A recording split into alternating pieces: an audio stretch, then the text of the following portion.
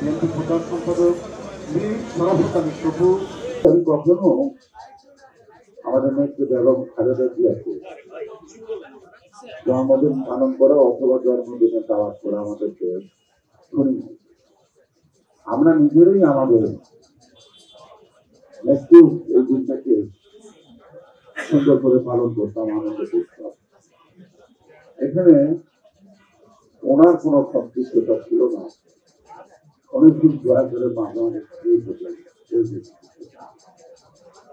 আজকেও চাই আমরা সেই যখন দোয়া করবো,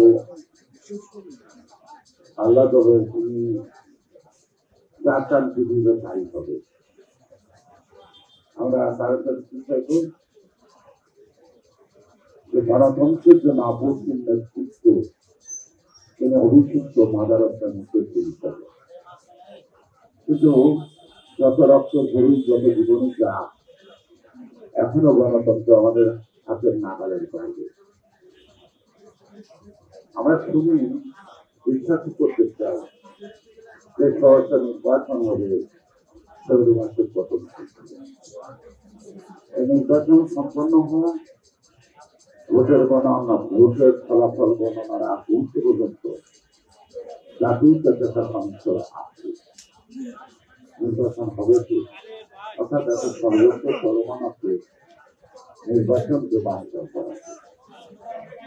এই কারণেই আমাদের কিছু সতর্ক, সংযমী এবং ধৈর্যের ধারণ করার প্রয়োজন আছে। এই জন্য এই গণতন্ত্রকে আনার জন্য আমরা একটা দায়িত্বশীল দলের নেতা কর্মী হিসেবে আমরা সতর্ক সজাগ থাকবো এবং কারো পাঠানো ভাবে বা কারো পাঠানো কথা উত্তর দিয়ে যাতে গণতন্ত্রের বিরোধিত না হয় এবং নির্বাচন ক্ষেত্রে যেন নতুন করে কোনো চক্রান্তে ফাঁক পেতে এই ঘটনা।